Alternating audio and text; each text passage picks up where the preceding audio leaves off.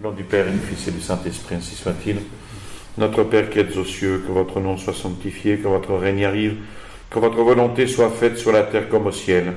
Donnez-nous aujourd'hui notre pain de chaque jour. Pardonnez-nous nos offenses, comme nous pardonnons à ceux qui nous ont offensés. Et ne nous laissez pas succomber à la tentation, mais délivrez-nous du mal, ainsi soit-il. Saint Pie X, au nom du Père et du Fils et du Saint-Esprit, ainsi soit-il. Bien, nous poursuivons et nous finissons. Donc, Erent Animo. Erent Animo, exhortation de Saint Pie X au clergé. Mais vous allez voir que c'est une exhortation au clergé, mais c'est aussi pour vous, hein, parce que nous sommes dans les moyens de sanctification. Premier moyen de sanctification, la prière. Je pense que vous priez aussi. Bon, nous aussi, mais vous aussi. Et d'abord sa nécessité, ensuite la méditation quotidienne. C'est pour tout le monde. Alors allons-y. Aucun prêtre ne peut se dispenser de la méditation quotidienne. Méditation des vérités éternelles. Et s'il s'en dispense, eh bien, il encourt un grave reproche de négligence et un grand dommage pour son âme. Saint Pie X cite alors Saint Bernard, qui écrivait à Eugène III, devenu pape, jadis son élève, et il avertit de ne jamais omettre la méditation quotidienne des choses divines, de ne jamais prendre excuse des occupations multiples et très graves que comporte l'apostolat suprême. Et il s'efforce de justifier sa recommandation en énumérant les avantages de cet exercice. Donc, quels sont les avantages de cet exercice de la méditation? La méditation, écrit-il, purifie la source d'où elle jaillit, c'est-à-dire l'esprit. Donc, elle purifie l'esprit. Elle règle les affections,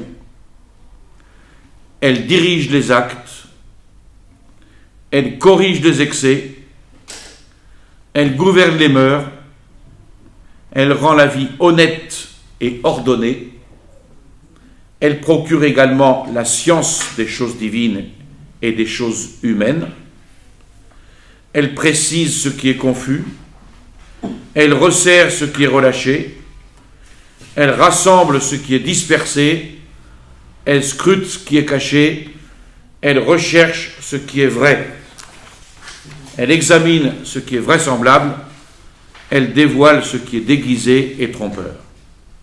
Après ça, si vous ne faites pas la méditation, alors là, j'arrête, je m'en vais. Il y a des méditations du Vénérable Dupont, c'est vrai. Alors, cette méditation qui règle d'avance les actions, qui repasse ce qui a été fait, afin que rien ne reste dans l'esprit qui n'ait été corrigé ou ait besoin de l'être, c'est elle qui, dans la prospérité, pressent l'adversité, et dans l'adversité demeure, pour ainsi dire, insensible. Deux vertus, dont l'une est la force et l'autre la prudence. Voilà cet ensemble de rares services que la méditation est appelée à nous rendre. Cet ensemble-là nous apprend et nous avertit combien elle nous est non seulement en tout point salutaire, mais absolument nécessaire. Alors, il arrive qu'à force d'exercer les diverses fonctions du sacerdoce, ceux qui les accomplissent, les prêtres, n'ont plus pour elles tout le respect religieux qu'elles méritent. Non plus la ferveur qui, diminuant peu à peu, eh bien, ces prêtres se laissent aller facilement à la tiédeur et logiquement au dégoût des choses les plus sacrées. Il faut ajouter que c'est une nécessité pour le prêtre de passer sa vie, pour ainsi dire, au milieu d'une société mauvaise. En sorte que souvent, dans l'exercice de sa charité pastorale, il doit redouter que le démon ne lui tende des pièges, ce qui d'ailleurs n'a rien d'étonnant, puisque le démon ne va pas s'intéresser à un païen, il va s'intéresser à nous. N'est-il pas trop naturel, ajoute saint Pilice, que même les âmes religieuses se souillent au contact de la poussière du monde? Il y a donc une nécessité grave et urgente pour le prêtre de revenir chaque jour à la contemplation des vérités éternelles, justement pour affermir par le renouvellement de vigueur qu'il va puiser par son esprit et sa volonté dans la méditation, contre toutes les embûches. Et puis en plus, il importe au prêtre d'être doué d'une certaine aptitude à s'élever et à tendre vers les choses du ciel. Et la méditation l'aide à demeurer dans cette tendance, dans cette aptitude. Parce que son devoir rigoureux, c'est de goûter ces choses du ciel, et puis de les enseigner, de les inculquer. S'il ne les goûte pas, comment voulez-vous qu'il les enseigne? Puisqu'il doit ordonner toute sa vie d'une manière si surhumaine que quoi qu'il fasse dans l'ordre de son saint ministère, il le fasse alors sous l'inspiration, sous la direction de la foi et selon Dieu. Alors surtout, ce qui établit surtout et qui maintient le prêtre dans cet état d'âme, dans cette union, pour ainsi dire, naturelle avec Dieu, c'est la pratique tutélaire de la méditation quotidienne. Alors, une fois établie cette nécessité, il énumère les dommages qui procèdent de l'abandon de la méditation. Si on regarde la vie des prêtres qui apprécient peu ou qui même prennent en dégoût la méditation des choses divines, qu'est-ce que nous constatons? Eh bien, ce sont des hommes en qui le sens du Christ s'est presque éteint, des hommes qui sont entièrement tournés vers les choses de la terre, en quête de frivolité, se perdant en commérages futiles, s'acquittant de leurs fonctions avec relâchement, avec froideur et peut-être indignité. Jadis, récemment ordonné, tout jeune prêtre donc, il se préparait avec soin à l'office, il choisissait les temps les plus propices, les endroits les plus silencieux, il s'appliquait à scruter les divines révélations, il louait, il se répandait en prière, et les voilà maintenant changés. Il ne regarde presque plus rien de la piété, cette piété vive qu'ils éprouvaient pour les mystères divins. Leur cœur palpitait autrefois de se trouver auprès de la table du Seigneur, d'y attirer un nombre croissant d'âmes pieuses.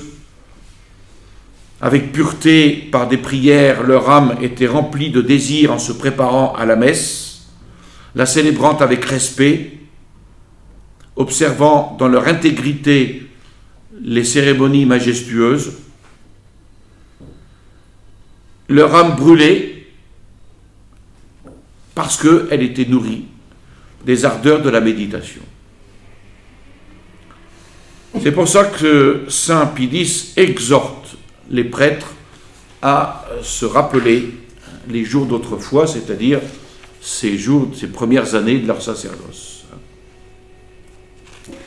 Et il répond à une fausse excuse. Il y aura des prêtres qui diront « Oui, mais j'ai une activité extérieure intense qui ne me permet pas de méditer. Un certain prêtre pèse, comme dit le prophète Jérémie, cette récollection du cœur. La méditation, c'est la récollection du cœur. Donc un certain prêtre pèse cette récollection du cœur. Il la néglige, il ne cherche guère à dissimuler la pauvreté intime qui en résulte, ils en sont parfois même conscients, et même ils s'en excusent sous le prétexte qu'ils se sont jetés sans réserve dans le tourbillon du ministère pour rendre de multiples services au prochain. Erreur lamentable, s'exclame saint Pédis.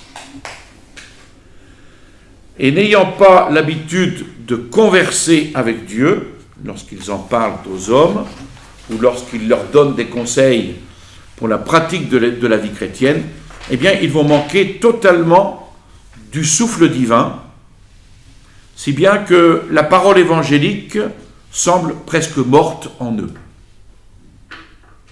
Leur voix, si vantée qu'elle soit pour son habileté et pour son éloquence, ne rend nullement le son de la voix du bon pasteur, que les brebis écoutent avec profit. Elle résonne et elle se répand dans le vide. Ce qui est parfois d'un fâcheux exemple, ce qui déshonore la religion et ce qui scandalise les bons. C'est la même chose sur le terrain de leur activité. Elle ne produit aucun effet sérieux et très éphémère. Pourquoi ? Parce qu'il lui manque ce qu'il appelle la rosée céleste qui attire en abondance la prière de celui qui s'humilie. Et là, saint Pédis déplore la conduite de ceux qui, entraînés par de pernicieuses nouveautés, osent soutenir un avis opposé et considèrent comme perdu le temps consacré à la prière et à la méditation. C'est du temps perdu. Il parle là donc d'un funeste aveuglement et il espère de ces prêtres qu'ils s'examinent consciencieusement et qu'ils reconnaissent à quoi aboutit cette négligence et ce mépris de la prière. La conséquence, c'est un orgueil opiniâtre dont naissent des fruits trop amers et que saint Pédis désire absolument supprimer. Et pour cela, il ajoute que la prière est indispensable à la direction des âmes. Il y a pour méditer, dit-il, une raison spéciale, très importante, c'est la puissance de conseil et de vertu qu'on y puise, et qui est utile aux prêtres pour une bonne direction des âmes, qui est une œuvre difficile. Et saint Charles, que nous fêtions hier, saint Charles, à ce propos, écrit ce mémorable avis pastoral. Comprenez, mes frères, que rien n'est aussi nécessaire à tous les ecclésiastiques que l'oraison mentale, avant, pendant et après toutes nos actions. Vous administrez les sacrements, ô mon frère, méditez ce que vous faites. Vous célébrez la messe, méditez ce que vous offrez.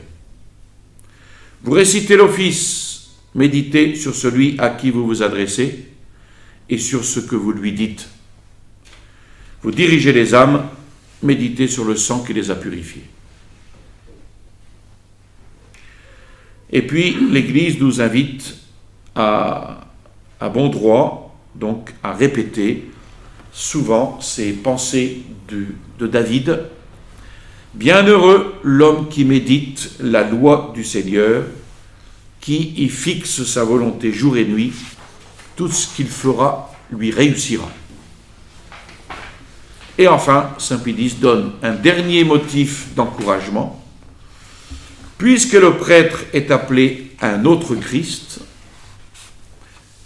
et qu'il l'est vraiment en vertu de la communication des pouvoirs, ne doit-il pas, de fait et en tout point, se rendre et paraître tel par l'imitation de ses actes.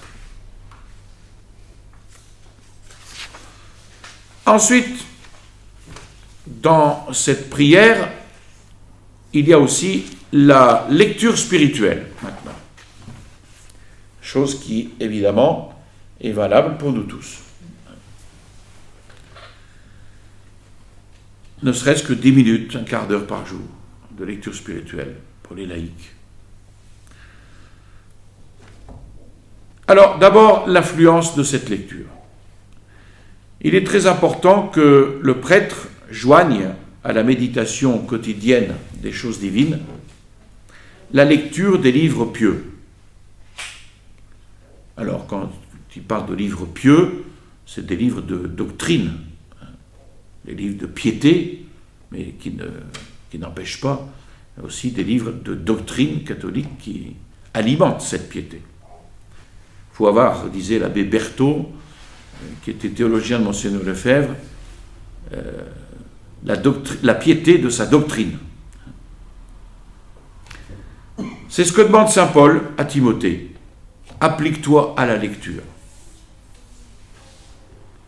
Saint Jérôme également, instruisant Népotien, l'instruisant de ce qui concerne la vie sacerdotale, il le pressait de ne jamais abandonner la lecture des livres saints. Et il en donne la raison suivante. Apprends ce que tu dois enseigner. Acquiers la vraie doctrine qui a été enseignée afin que tu sois en état d'exhorter selon la vraie doctrine et de réfuter ceux qui la contredisent. Alors, le prêtre qui est constamment fidèle à cette pratique, il en retire grand profit. Il prêche le Christ avec saveur et au lieu d'amollir et de flatter les esprits et les cœurs de ses auditeurs, il les pousse à devenir meilleurs et il les porte à désirer les choses célestes.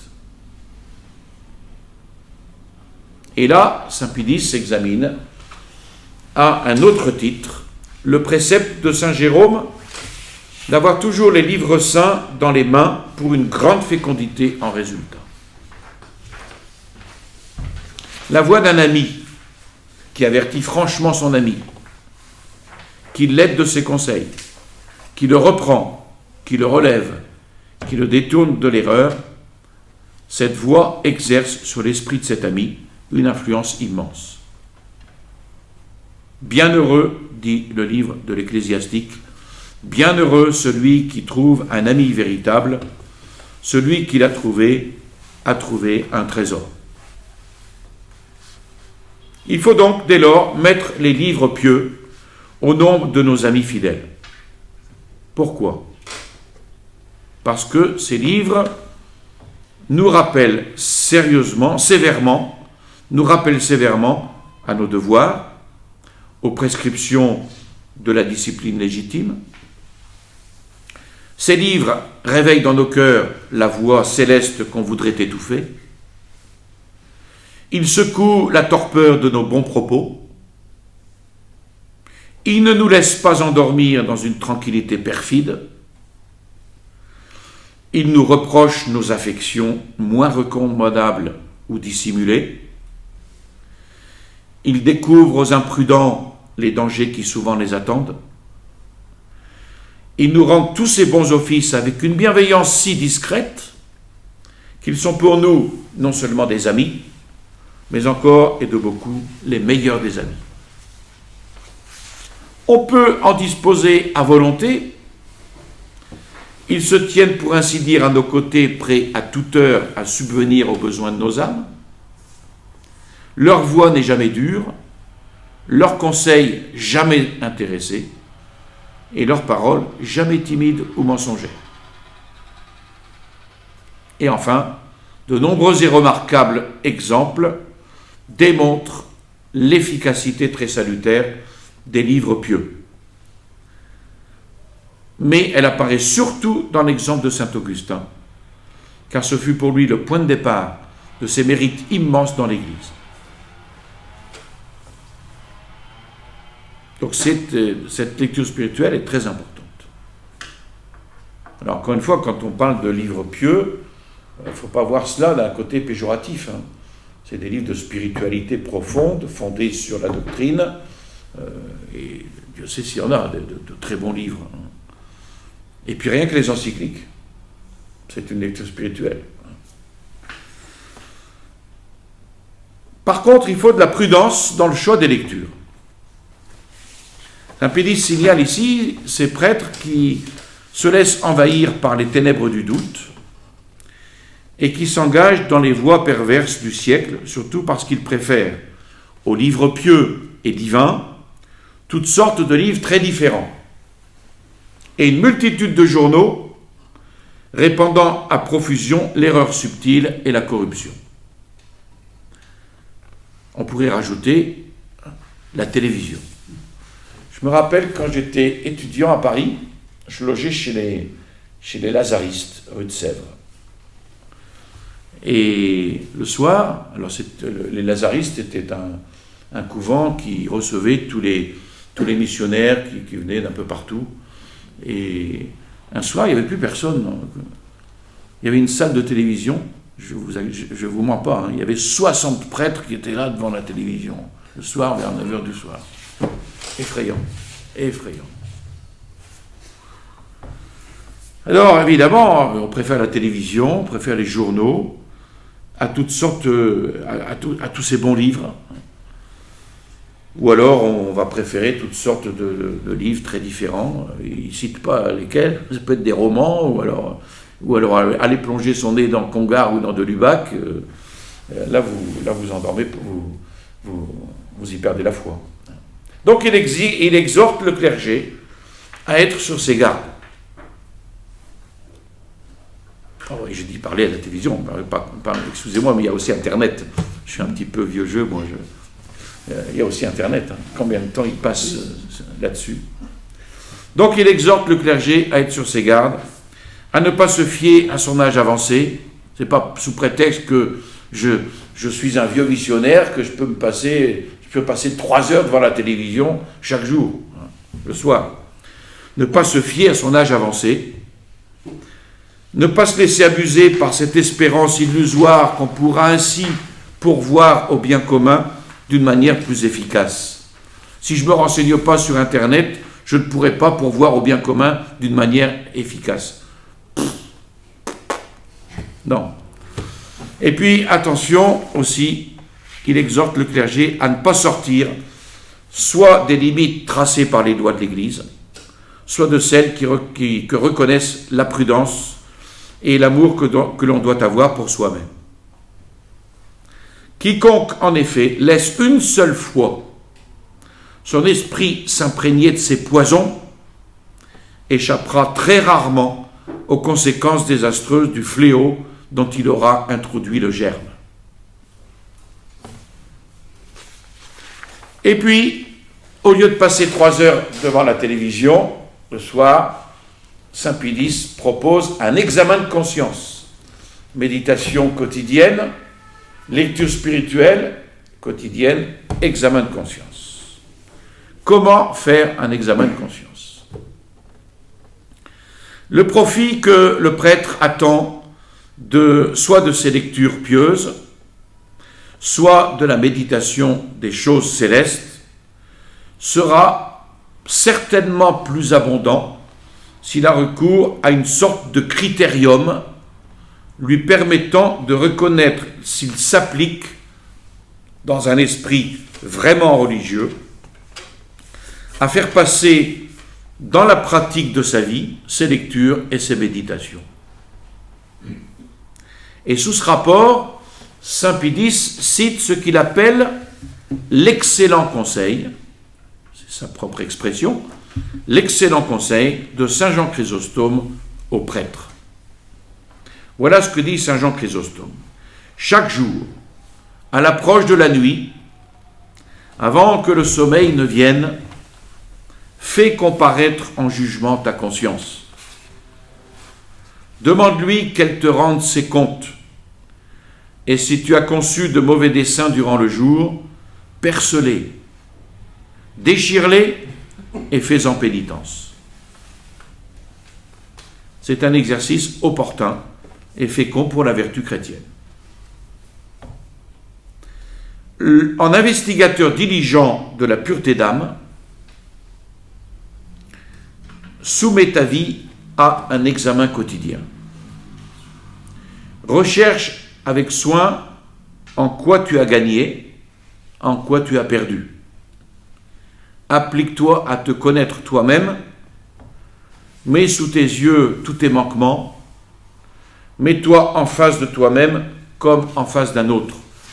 Et dans cet état, frappe-toi la poitrine. Ça, c'est de Saint Bernard. Donc, c'est suffisamment éloquent pour voir la nécessité de cet examen. Alors, quelles seront les conséquences de l'omission de cet examen de conscience? Ce serait une honte que sur ce point se vérifiât la parole du Christ: les enfants du siècle sont plus sages que les enfants de lumière. Et ces enfants du siècle, qu'est-ce qu'ils font? Alors là, ils s'occupent de leurs affaires avec application. Ils font souvent la balance de leurs dépenses et de leurs recettes. Ils établissent leurs comptes avec rigueur et attention. Ils s'affligent de leurs pertes. Ils s'excitent eux-mêmes vivement à les réparer.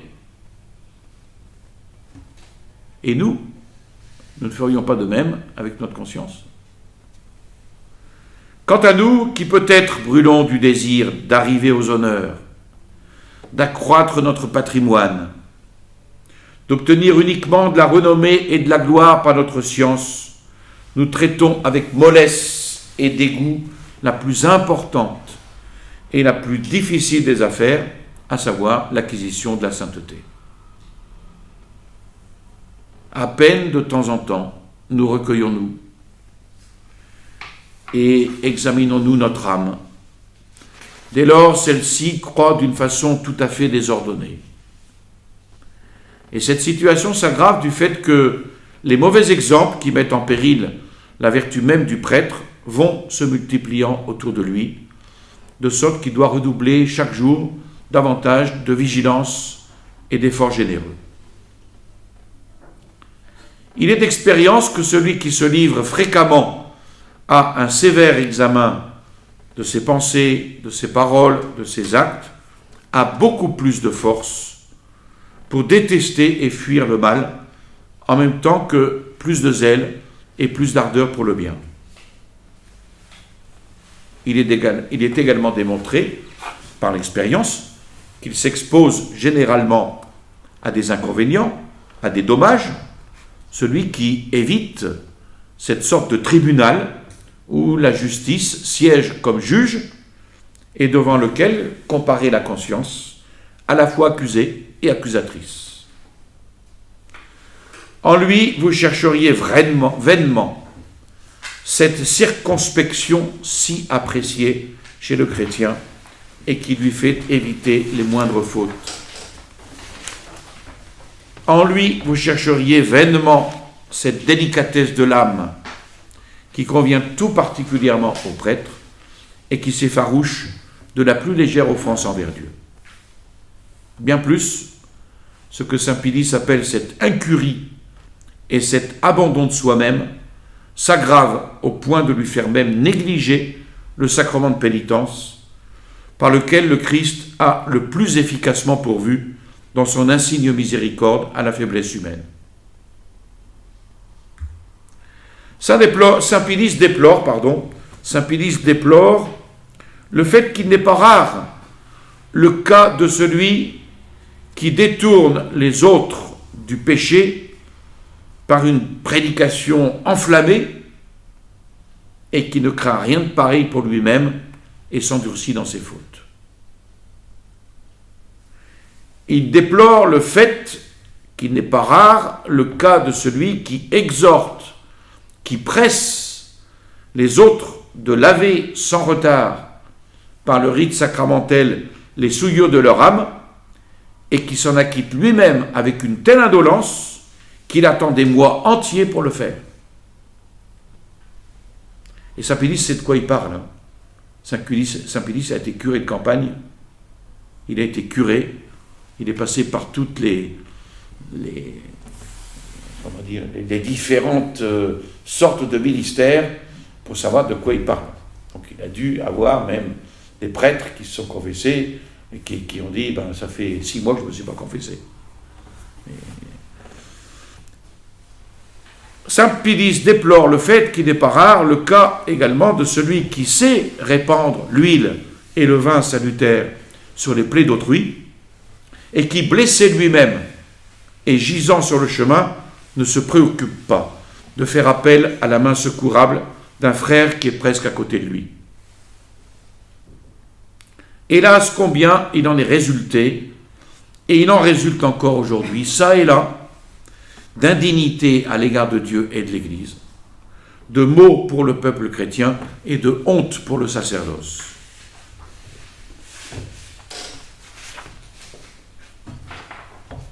On retrouve dans les écrits de Monseigneur Lefebvre beaucoup de ces accents de Saint Pédis, c'est très beau. Alors ces moyens sont absolument nécessaires. Et Saint Pédis exprime l'amertume de son âme et ce qu'il appelle les gémissements de sa voix à méditer ces choses. Et il s'exclame « Malheur au prêtre, dit-il, qui ne sait pas tenir son rang. Malheur au prêtre qui souille par ses infidélités le nom de Dieu saint à qui il doit être consacré. La corruption de ceux qui ont été très bons est la pire. » Et il cite Saint Jérôme. Sublime est la dignité des prêtres, mais profonde est leur déchéance s'ils pêchent. Réjouissons-nous de leur progrès, mais tremblons pour leur chute. Celui qui s'est élevé sur les hauteurs cause moins de joie que n'excite de tristesse celui qui est tombé des sommets. Et Saint Pédis poursuit, encore une fois, malheur au prêtre qui, oublieux de lui-même, perd le goût de la prière, qui dédaigne de donner à son âme l'aliment des lectures de piété, qui ne fait jamais un retour sur lui-même pour écouter la voix accusatrice de sa conscience. Ni les blessures de son âme qui vont s'envenimant, ni les gémissements de l'Église, sa mère, ne toucheront le malheureux jusqu'à ce que s'abattent sur lui les terribles menaces du prophète Isaïe.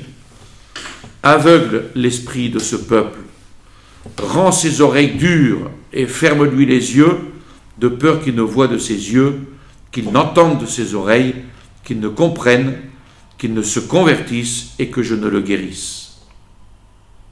Que le Dieu riche en miséricorde écarte des prêtres ce triste oracle. Et il conclut, l'Église a donc besoin de prêtres saints. Le devoir qui lie le prêtre est sacré. Et Saint Pédis demande donc à ses prêtres de méditer, afin qu'après avoir été honorés par l'Église d'une si haute dignité qu'est le sacerdoce, ils s'efforcent d'être auprès de cette Église et de l'assister dans ses épreuves. D'où la nécessité, pour le clergé, d'avoir plus que jamais, avant tout, une vertu qui ne soit pas une vertu ordinaire, une vertu absolument exemplaire, ardente, active, tout à fait disposée à faire de grandes choses et tout à fait disposée à souffrir beaucoup pour le Christ. Et puis, il désire aussi que resplendisse chez le prêtre, d'un éclat inaltérable, cette vertu de chasteté qu'il appelle le plus bel ornement de notre ordre sacerdotal. Par la beauté de cette vertu, de même que le prêtre devient semblable aux anges, même s'il n'est pas de nature angélique, évidemment, Ainsi, il apparaît plus digne de la vénération du peuple chrétien et produit en plus grande abondance des fruits de salut. Il désire également que le respect et l'obéissance promis solennellement par lui à ceux que le Saint-Esprit a établis pour gouverner l'Église se fortifient et s'accroissent continuellement. Il désire que les esprits et les cœurs resserrent chaque jour davantage les liens de la fidélité, de la soumission qui sont dus à si bon droit au siège apostolique, et qu'enfin règne en eux une charité qui ne recherche en rien son avantage, afin qu'après avoir maîtrisé en eux les aiguillons de la jalousie et de l'ambition cupide qui harcèlent les hommes, leurs efforts concourent dans une fraternelle émulation à l'accroissement de la gloire divine. Et il ajoute la grande multitude des malheureux, des malades, des aveugles, des boiteux, des paralytiques. Cette multitude si malheureuse, cette multitude attend les bienfaits de leur charité et surtout ces masses de jeunes gens, espoir très cher de la société et de la religion, entourés qu'ils sont de toutes parts de pièges et d'occasions de corruption. Et pour cela, Saint Pédis va demander aux prêtres qu'ils s'appliquent avec ardeur non seulement à enseigner le catéchisme, mais aussi à bien mériter de tous, par tous les moyens suggérés par leur prudence et par leur zèle. Soit que vous assistiez, dit Saint Pédis aux prêtres, soit que vous préserviez, soit que vous guérissiez, soit que vous apaisiez, vous n'aurez pas d'autre dessein, ni de plus ardent désir que de gagner ou de conserver des âmes à Jésus-Christ. Et il compare avec les ennemis de la religion. De l'autre côté, avec quelle activité, avec quelle fatigue, avec quelle assurance les ennemis agissent et s'appliquent pour la perte d'un si grand nombre d'âmes. Enfin, devant la jalousie, les reproches, la calomnie, Saint Pédis demande aux prêtres qu'ils ne se laissent pas abattre par la tristesse. Ici, les reproches, c'est les reproches des fidèles, les calomnies des fidèles, la jalousie de certains prêtres. Devant cela, il dit aux prêtres qu'ils ne se laissent pas abattre par la tristesse, mais qu'ils aient devant les yeux ces phalanges d'hommes remarquables qui, à l'imitation des prêtres, ont tout supporté pour le nom du Christ. Les jalousies d'autres prêtres, vous savez, c'est cette histoire que le père, je ne me rappelle plus son nom, qui était ici d'ailleurs à Marseille, à une époque derrière, il y avait l'adoration du Saint-Sacrement perpétuel, un prêtre qui a terminé sa vie à Flavigny, je ne me rappelle plus son nom, peu importe. Il disait, il avait connu dans sa jeunesse un curé qui avait un vicaire, et le curé avait eu l'idée de mettre au-dessus de son confessionnal sacerdos et pontifex, prêtre et pontife. Et puis il est assez méprisant pour son vicaire, et un jour son vicaire en a eu marre, il a demandé à ce qu'on mette au-dessus de son confessionnal sacerdos et victima. Ce prêtre est victime de son curé. Bon, ça fait partie parfois de certaines jalousies qu'on rencontre parmi les prêtres entre eux. Hélas. Dernier chapitre, quels sont les moyens pour persévérer? Alors là aussi, ça s'adresse aux prêtres, mais ça s'adresse aussi en partie à nous.